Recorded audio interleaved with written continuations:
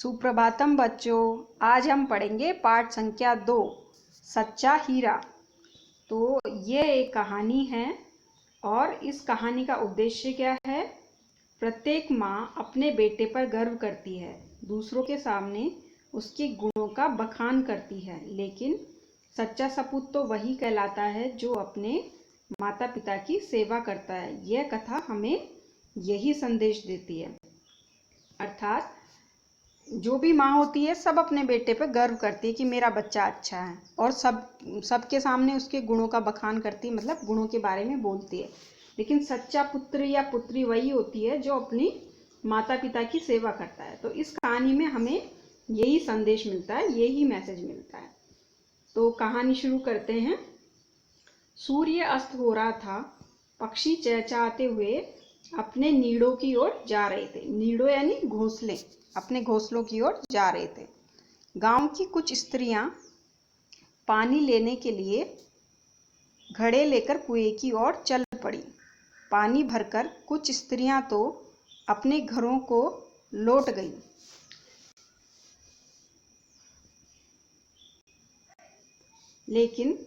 परंतु उनमें से 4 कुएं की पक्की जगह पर बैठकर आपस में इधर उधर की बातें करने लगी। बातचीत करते करते बात बेटों पर आ पहुंची। उनमें से एक उम्र में सबसे बड़ी लग रही थी। वह कहने लगी, भगवान सबको मेरे जैसा बेटा दे। मेरा बेटा लाखों में एक है, हीरा है। उसका कंठ बहुत मधुर है, वह बहुत अच्छा गाता है। उसके गीत को सुनकर कोयल और मैना भी चुप हो जाती है। लोग बड़े चाव से उसका गीत सुनते हैं, वह तो गंधर्व गायक है। तो यहाँ पे ये कहानी शुरू होती है। उसमें यह है कि शाम का टाइम है, संध्या समय है और सूर्य अस्त हो रहा है। पक्षी अपने घोंसलों की तरफ जा रहे हैं। तो कुछ गांव की स्त्रियां पानी भरने आई, तो कुछ तो वापस चली गई और कुछ कुएं की पक्की जगत यानी जो कुएं के चारों तरफ पक्का बना होता है सीमेंट और पत्थर से, वहां बैठ गई और उनमें से वो आपस में बातें करने लगी। तो बातचीत करते करते उनकी बात बेटों पर आ गई, उनके पुत्र के ऊपर आ गई। तो एक महिला ने कहा कि मेरा बेटा लाखों में एक है, हीरा है और उसका कंठ बहुत मधुर है, वह बहुत अच्छा गाता है। उसके इस गीत को सुनकर कोयल और मैना भी चुप हो जाती है। तो लोग बड़े मन से उसकी बात को, उसके गीत को सुनते हैं। तो आगे क्या हुआ? उसकी बात सुनकर दूसरी स्त्री का मन हुआ कि वह भी अपने बेटे की प्रशंसा करे।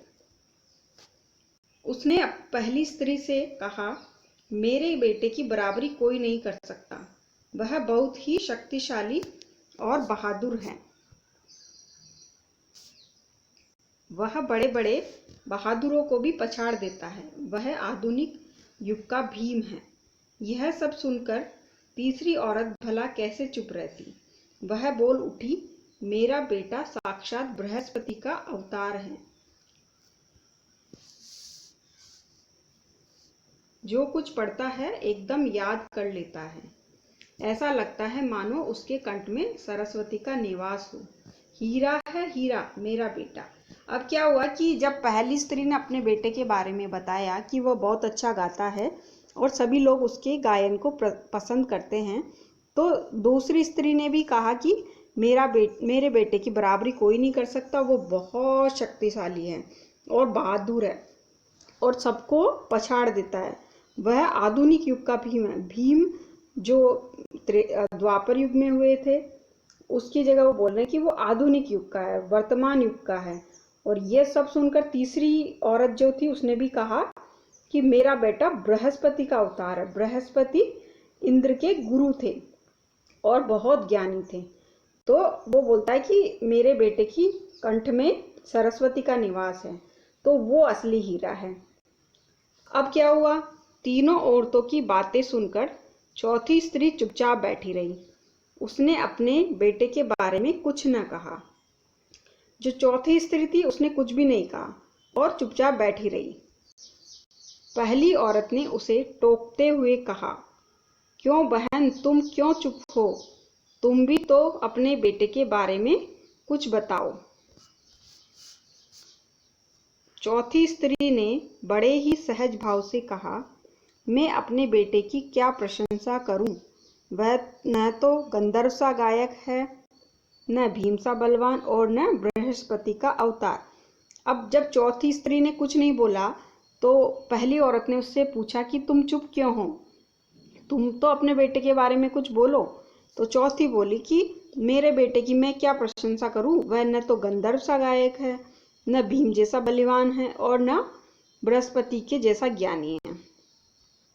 तो उसके बाद क्या हुआ, कुछ समय बाद जब वे सिर पर घड़े रखकर लौटने लगी, मतलब वापस जाने लगी, तभी किसी के गाने का मधुर स्वर सुनाई पड़ा।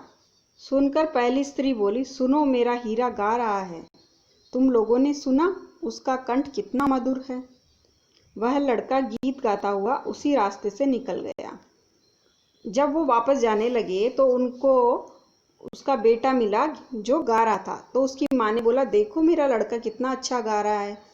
और वो ऐसा करते हुए चला गया। उसने अपनी माँ की ओर कोई ध्यान नहीं दिया। इतने में दूसरी स्त्री का बेटा उधर आता दिखाई दिया। दूसरी स्त्री उसे देखकर गर्व से बोली, देखो